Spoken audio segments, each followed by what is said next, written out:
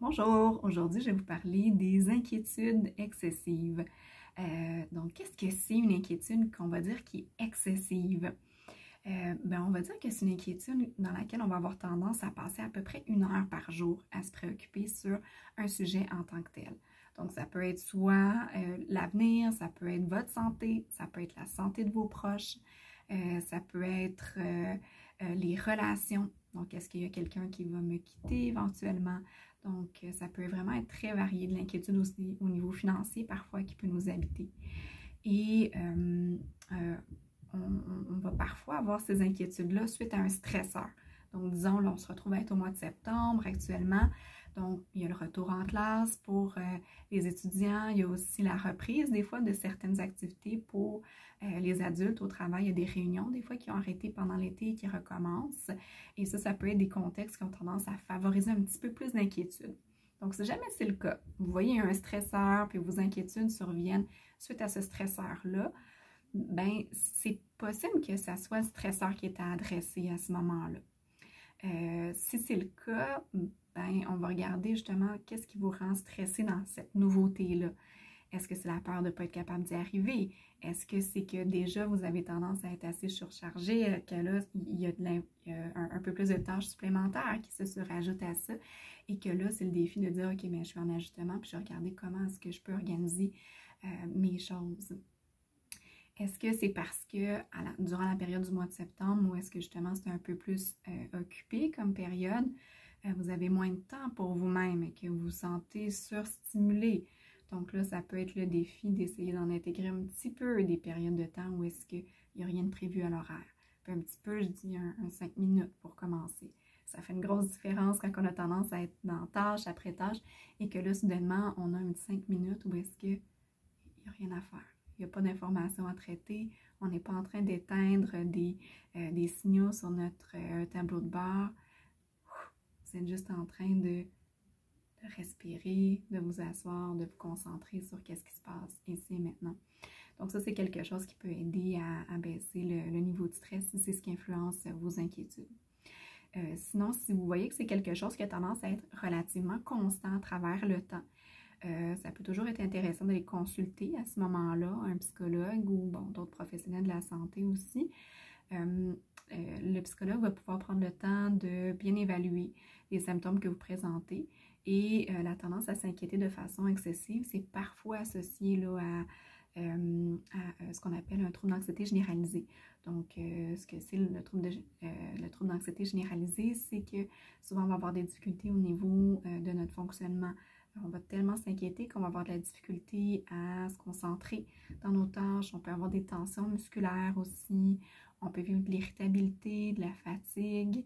On va souvent être habité par plusieurs thèmes d'inquiétude et non pas un seul. Donc, ça peut être intéressant là, si vous voyez que c'est quelque chose qui a tendance à se maintenir à travers le temps, d'aller consulter à ce niveau-là. Sinon, si on est plus dans une situation, on est vraiment là en lien avec des inquiétudes excessives, puis que c'est quelque chose de stable, mais qu'on fonctionne bien, que ça ne prend pas énormément de temps dans notre quotidien, ben à ce moment-là, on peut peut-être regarder c'est quoi des éléments qui pourraient nous aider à diminuer un petit peu là, la charge émotionnelle qui est associée à ces inquiétudes-là. Au-delà de penser à un événement, ben, on a parfois tendance à vivre de l'anxiété quand on pense à certaines situations et c'est par rapport à cet aspect-là que ça peut être intéressant là, d'essayer de trouver des façons de s'accompagner émotionnellement quand on est préoccupé par rapport à une situation. Bon, des façons de s'accompagner émotionnellement, qu'est-ce que ça veut dire, ça, concrètement? Mais ça dépend beaucoup de chaque personne. Là. Les stratégies vont être différentes selon ce qui résonne pour soi.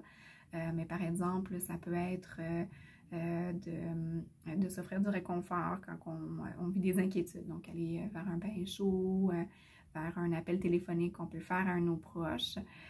Aussi, s'accompagner émotionnellement, ben, des fois, c'est se rappeler que c'est pas agréable comme période, mais c'est temporaire. Il y a un début, il y a une fin. Les émotions, c'est quelque chose qui est inscrit à travers le temps. Ça ne dure pas. D'autres fois, ça peut être de regarder, mais est-ce que je m'inquiète parce que je suis rendue à un point où est-ce que j'aimerais ça sortir de ma zone de confort, mais ça me préoccupe. J'ai tendance à rester dans ce que je connais.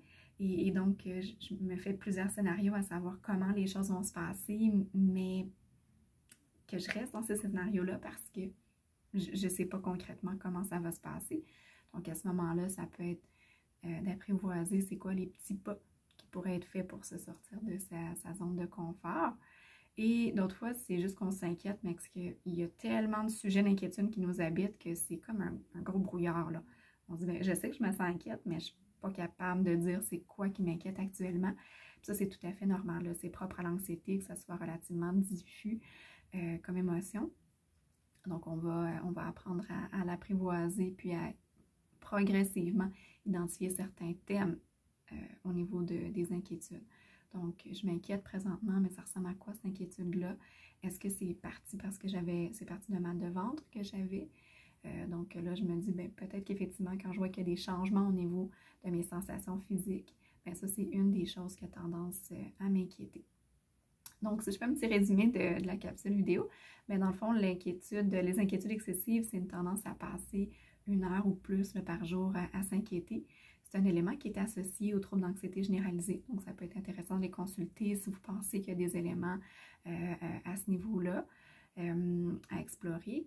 Et sinon, on peut aussi regarder, mais c'est quoi les thèmes de l'inquiétude qui m'habitent? Donc, c'est quoi les choses que je pourrais essayer d'identifier à travers là, ce brouillard-là. Et finalement, ça peut être intéressant de regarder aussi émotionnellement comment est-ce que je peux m'aider pour traverser cette période-là. Donc, soit en me disant que c'est temporaire, soit en tentant progressivement avec un petit pas de sortir de la zone de confort ou en essayant d'aller chercher du réconfort dans cette période-là avec de la chaleur, un bain, appeler quelqu'un qui vous fait du bien. Donc, en espérant que ça vous ait donné de l'information sur ce thème. Passez une bonne journée!